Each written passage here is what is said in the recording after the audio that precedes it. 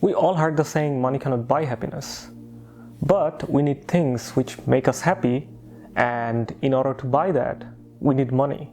For instance, a sports car, a nice holiday, premium brands, luxury, and so on. The fact of the matter is, these things can give you happiness, but for a limited time. If we think about the concept of happiness through materialism, then we see it's very temporary and fickle. An ice cream can make you happy on a hot summer day, but having 10 ice creams won't gonna make you any happier. The happiness and amazement that you get by buying your first car is not the same as the next one. So materialism may be the wrong approach to begin with, to be happy. The right attitude should be content, and happiness through contentment. Being content and appreciating what you have rather than regretting over what you don't have that others have. Contentment comes from being ascetic. Now the question is, what is being ascetic? Some of you might think being ascetic means you have to leave the society and leave everything, no money, no new clothes, be in solitude and disconnect yourself from basically everything. Well, that's completely a wrong idea about asceticism. You can have the wealth of the whole world and still be ascetic. Khalifa Umar bin Abdulaziz said, asceticism is not to give up worldly things with your hands while it still occupies your heart. Asceticism is to give it up with your heart while it is still in your hands. Asceticism does not mean you give up everything and go live in a hut. Rather, it's being able to detach materialism from your heart. The question is why it's a solution for our financial freedom. It's because asceticism prevents you from spending outside of your means. How many of us are in debt because we need something just so we can maintain a social standard? You wanted new clothes because it's embarrassing to wear the same clothes every other day. You wanted the new gadget just to keep up with your peers. You don't have to get a Starbucks coffee every day just so you can post it on Instagram. You don't need to buy the new gadget while you have debt on your shoulder. Getting a degree from a public university is fine than having 100K debt on your shoulder because of student loans.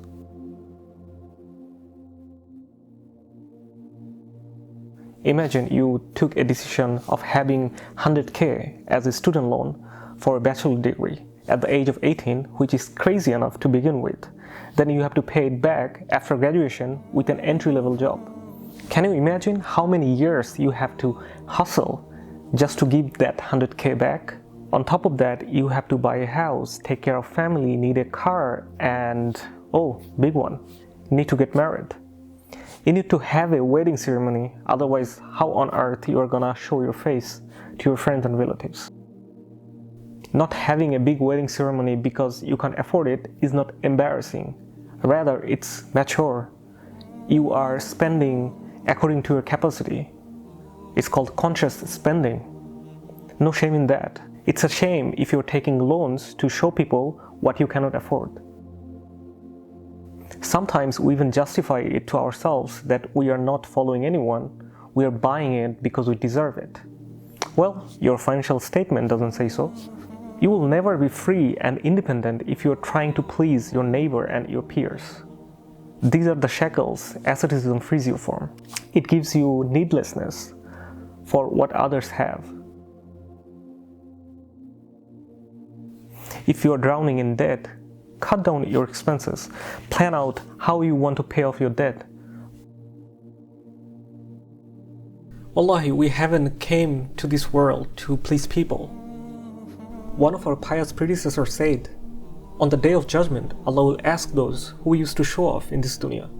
Allah will say, go and ask those who you used to please and show off for in the dunya. See if they have something to give you today. Imam Ahmad bin Hanbal says, asceticism has 3 ranks. The first is to abstain from what is forbidden. And this is the asceticism of the average believer. The second rank is to abstain from excess in what is permitted. And this is the asceticism of extraordinary believers. The third is to abstain from everything that distracts one from Allah subhanahu wa ta'ala. And this is the asceticism of the enlightened believers.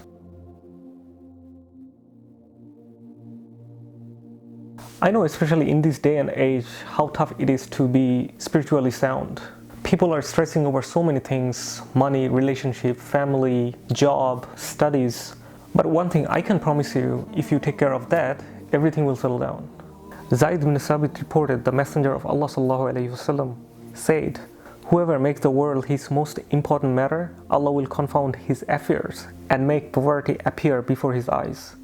And he will not get anything from the world but what has been decreed for him. Whoever makes the hereafter his most important matter, Allah will settle his affair and make him content in his heart. And the world will come to him although he does not want it." Wallahi, this is the easiest way to settle down all your problems. Running after of this temporary world will give you nothing but misery.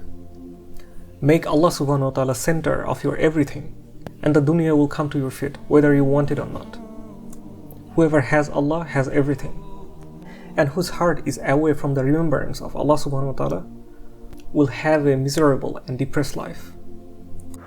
So take care and be ascetic, because asceticism will set you free from all the social and economic shackles.